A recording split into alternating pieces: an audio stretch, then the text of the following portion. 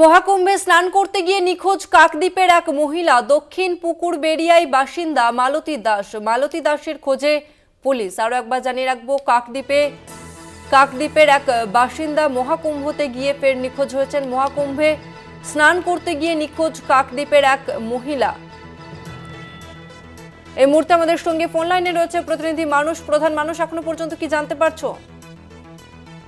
দেখো তোষমা, তোমাকে প্রথমে বলে রাখি, গত সোমবার দিন মালতী দাস তার স্বামী একটা থেকে দুই মহিলা মহাকুম্ভতে স্নান করতে যায়। তো গিয়ে কিন্তু সেখানে কিন্তু ভিড়ের মধ্যে হারিয়ে যায়, যেটা হচ্ছে পরিবার সূত্রে জানা গেছে। তাদের কাছে খবর আছে যে বুধবার দিন খবর আছে যে তাদের যে মালতী দাসকে পাওয়া যাচ্ছে না।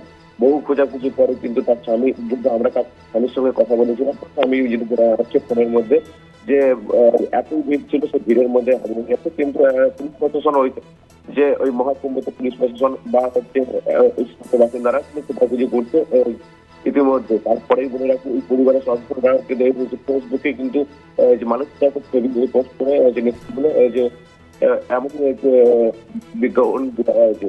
তবে কটা ঘটনা না পাওয়ায় পরিবারের সদস্যরা কিন্তু ভেঙে পড়েছে।